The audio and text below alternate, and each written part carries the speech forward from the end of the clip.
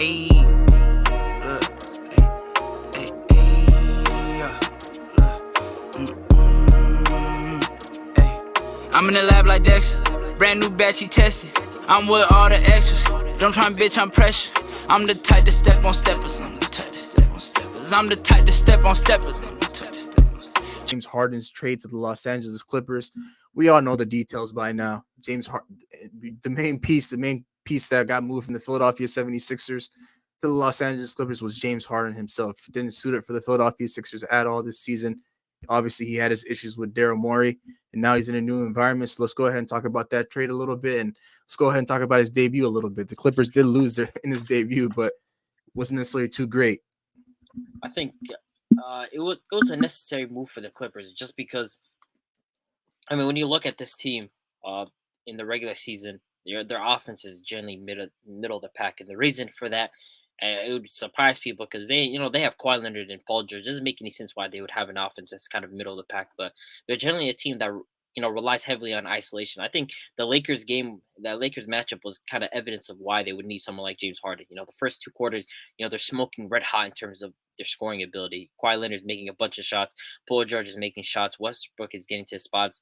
And then third quarter, the game starts to slow down. The Lakers start generating easy buckets from themselves, whether that's through an Anthony Davis pick and roll, D'Lo slipping in behind, he's cutting, he's getting open. They're finding easy points again. The Clippers offense kind of slows down. You're not going to make 100% of your shots consistently, with the level of shots that they were taking. And just that third quarter was evidence why they would need a playmaker, someone that can run the offense in James Harden. Westbrook, he's a good playmaker, but he's not elite at this stage of his career, and he's not someone that's going to be an operator inside the pick and roll. And the Clippers, you look at the last season, they're one of the best teams in terms of their scoring ability in spot-up situations, but they didn't run into a lot of spot-ups. They're running a bunch of isolations, and they're an ISO-heavy team that need a guy that can get them to their easy spots. Paul George spoke about this. I don't have to do as much with James Harden on the floor.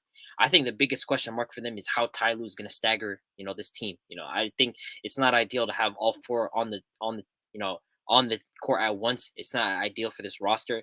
I think it's better if you stagger, two guys together, whether that's Russ and PG together, Harden and Kawhi, in a lot of the lineups. You can start off with Harden, PG, and Kawhi, and then kind of just stagger Russ with the bench unit.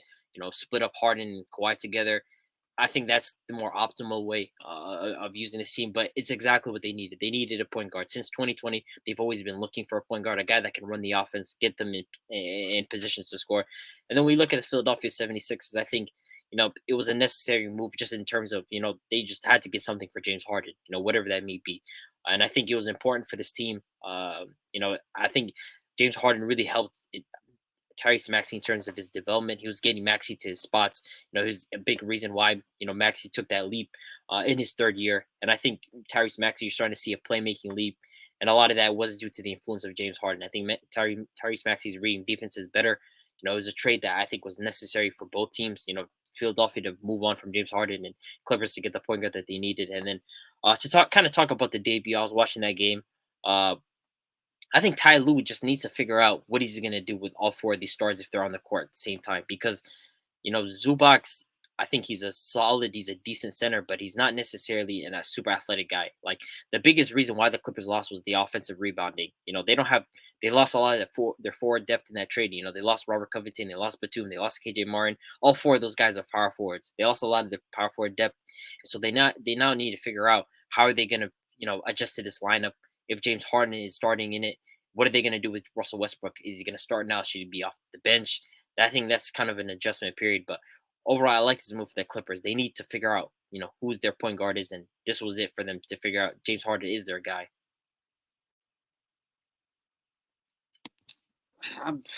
This trade, I mean, James Harden is still a phenomenal player. The guy, he led the league in assists last year. Phenomenal guard. He could pass the ball, can set an offense into motion and everything.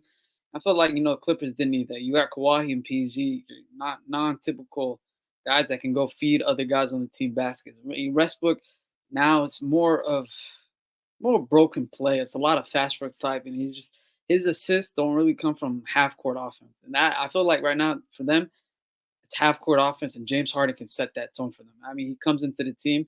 We know what he brings, and it kind of gives them an extra option to slow the offense down, to look at other options to pick and roll to have PG and Kawhi move off the ball and see how it works. What I seen from the Clippers and Knicks game the other day, it didn't look too well. I felt like these four guys on the court together, they looked lost. PG offensively just looked all out of sorts. He had a horrible game that day. I think he was 2 for 11. Kawhi, another one where it was just 18 points. He was sitting at 8 for 16. Another Westbrook 17. I think Harden ended up with I don't know how much 19. 19. There's really not a cut. Like there has to be that one cut guy that can take over for the team, and the other guys just follow through. But it's going to take some time to mesh. I feel like Westbrook do need to come off the bench. I feel like Harden needs the ball in his hands more. I think, Westbrook that first quarter didn't let Harden kind of get into the rhythm. He was shooting the ball a lot. He had like 9 or 11 points that first quarter. He was shooting a lot of threes. He was carrying the ball a lot. Harden was kind of drifting along, just, moving here and there, or running around the baseline or sitting corner. So I feel like that's not type of Harden's game. I think they're going to adjust. Harden's going to have the ball a lot more in his hands. And we'll see more from the half-court offense. Harden, I kind of notice him every time he get into a pick and roll with Zubac, and Zubac will kick it out to the side. He'll look at Zubac like, yo, go up with it. You have an easy floater. Don't be scared. Just go up with the layup. And I feel like that down the road, it's going to help a lot. They do have options in the middle where he was correct, where Zubac could have had 3 or 4 layups or like 3 or 4 floaters, just easy put-ins, and he didn't do that. So, I mean, it's going to take some time to adjust, but I do believe this is going to help them in the half-court offense, and I do believe Westbrook should come off the bench, be that bench, be the guy to ignite the bench unit. I mean, at this point, bro, I just really don't know how James Harden does it. Like he left from Houston, wanted to go to Brooklyn. He left Brooklyn, wanted to go to Philly. Now he's left Philly, and he wanted to go to the Los Angeles Clippers. That's 3-4 trades where he picked his own destination and the franchise didn't necessarily have to abide by that. They could have went in a different direction, but he's gotten to where he wants to go. It's still very mind-boggling to me, man. But overall, though, it's obviously what the Clippers needed. They've been needing a point guard to run the show. Obviously with Paul George and Kawhi Leonard there, and this is kind of like the last dance for this team. Obviously going into next season with their new arena, they kind of want to go in with some sort of momentum. They want to be able to go in with some sort of moral victory if they're unable to win the NBA championship. Something that they can come away from this season and say, hey, I think we're just right there. Maybe we have to retool this roster a little bit, maybe add a few more pieces here and there. We can make something shake. But overall, it's a good move for the Clippers. I think it's also a good move for the Philadelphia Sixers, but it also might hurt them down the road because obviously Tyrese Maxey has taken a leap this season as a playmaker, as just the true floor general for this team. But outside of him and Joel Embiid, I'm not too sure, how good this team can really be. Obviously, Kelly Oubre coming off the bench, now he's in a starter role, has been really great for them to start off this season.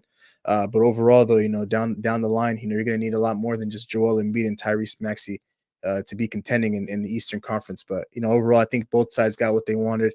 I thought the Sixers could have got a little bit more from this deal. Obviously, having James Harden in their hand, they could have traded him anywhere. They just could have kept him on this roster. But I guess it is what it is. I was expecting more so, the pieces surrounding guys like Terrence Mann and Norman Powell, but unfortunately that they didn't end up getting either of those guys. So the Clippers didn't end up getting the better package, obviously. But it's going to be interesting to see how it works out for both sides. Didn't necessarily watch too much from this game, so I won't necessarily comment too much. But I do know that James Harden did start automatically, which is kind of interesting. I thought he would just come off the bench his first game. I thought Ty Lue would ease him in, or just switch the rotations up in general, just benching Russell Westbrook. But Russell Westbrook has been pretty solid for him to start off this year. So we'll have to wait and see how he manages the rotations with all 4 of these guys out there on the floor at the same time.